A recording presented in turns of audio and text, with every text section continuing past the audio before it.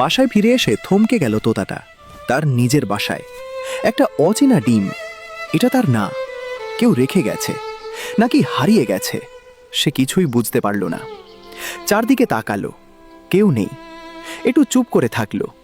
তারপর ধীরে ধীরে ডিমটার পাশে বসল, ডানা মেলে তাকে আগলে রাখল। সেই দিন থেকে শুরু হলো এক অদ্ভুত গল্প।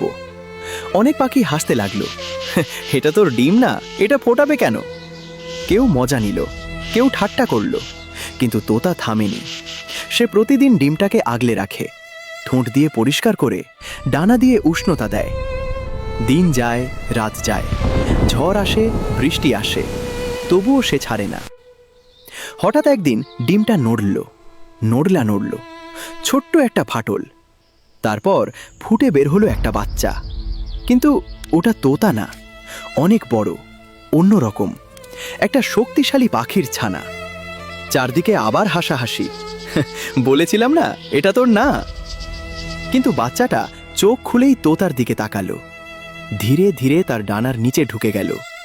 সে তাকে চিনল, মা। তোতার চোখ ভিজে গেল।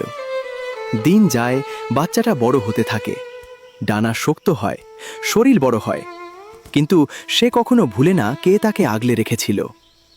একদিন এক শিকারী পাখি তোতার উপর আক্রমণ করল। তোতা ছোট, দুর্বল, সে বাঁচতে পারবে না। ঠিক তখনই আকাশ কাঁপিয়ে একটা বিশাল ডানা নেমে এলো। সেই বড় পাখিটা, যে একদিন ডিম থেকে বের হয়েছিল, সে ঝাঁপিয়ে পড়ল শিকারীর ওপর।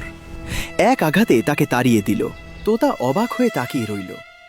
আজ সে একা না, যাকে সে আগলে রেখেছিল আজ সেই তার ঢাল।